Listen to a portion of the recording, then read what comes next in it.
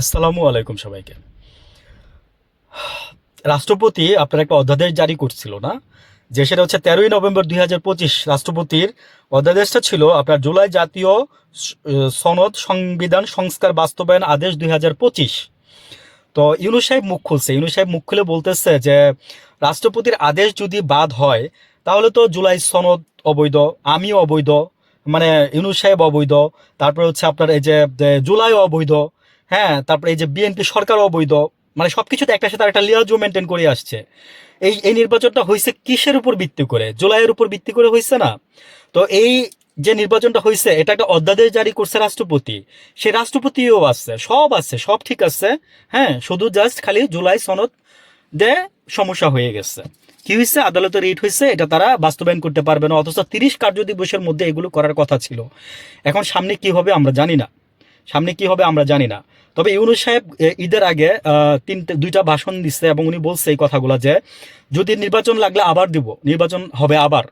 হ্যাঁ, ওই অধ্যাদেশ যদি বাদ হয়ে যায়, আমি একটা মজার জিনিস বলি বিএনপিকে, বিএনপি তো অনেক সংবিধান দেখায় বা সংবিধান কথা বলে। আপনি আপনারা আপনারা মানে আসলে কি যে মানে জানলে আপনারাও কথা বলতে পারবেন, না জানলে কিছুই বলতে পারবেন না।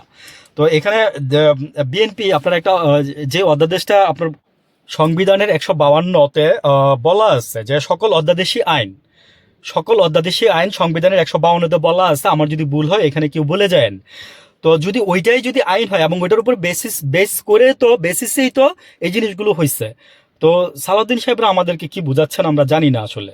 তো আমরা বুঝে ভুলগুলো ধরাই দিচ্ছি আপনাদেরকে, আমরা আপনাদেরকে ভুলগুলো ধরাই দিচ্ছি। হ্যাঁ, জনস্বার্থে জনকল্যাণে দেখেন, মানে এই নিয়ে বিশৃঙ্খলা সামনে হইলে আপনারা কতটুকু ঠেকাইতে পারবেন সেটাও আমি জানি না।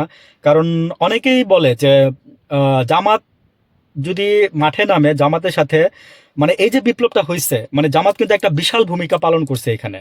এবং জামাতকে আবার এই যে আপনার এই যে ট্যাগ দেওয়া শুরু করছে, বিএনপি এসে আবার ট্যাগ দেওয়া শুরু করছে জামাতকে, জানেন, যে তারা জঙ্গি বা এই সেই এটসেট্রা। এবং ফয়সালের মুখ থেকে ওই যে, হ্যাঁ, ফয়সাল কিন্তু দুজনের নামই বলছে, বলছে বিএনপি বা জামাতের কাজ হইতে পারে। বা তখন সাংবাদিকরা এই যে বললাম না যে এরকম এরকম। তো আমার প্রসঙ্গ এটা না, প্রসঙ্গ হচ্ছে যে সংবিধানে কিন্তু এটাতে বলা আছে, তাহলে কিভাবে হয় না সালাউদ্দিন সাহেব আপনি আমাকে বলেন। উইথ ডিউ রেসপেক্ট, আমি আপনাকে জিজ্ঞাসা করলাম তাহলে কিভাবে হয় না? 152-তে সংবিধানে যদি বলা থাকে যে সকল অধ্যাদেশী আইন, হ্যাঁ, তাইলে মানে অধ্যাদেশ যেটা জারি করবে সেটা আইন হবে, তাহলে কিভাবে হয় না? আমি বুঝি না। আপনি বলছেন যে এটা সংসদের দ্বারাই আমার এরকম বলাও চলে না, না অধ্যাদেশ না সংবিধান, না এটা দ্য থার্ড জেন্ডারের মতো। মানে দিস ইজ নট ফেয়ার, আমার কাছে তাই মনে হলো। That's I am talking about that. ভালো থাকবেন সবাই। আসসালামু আলাইকুম।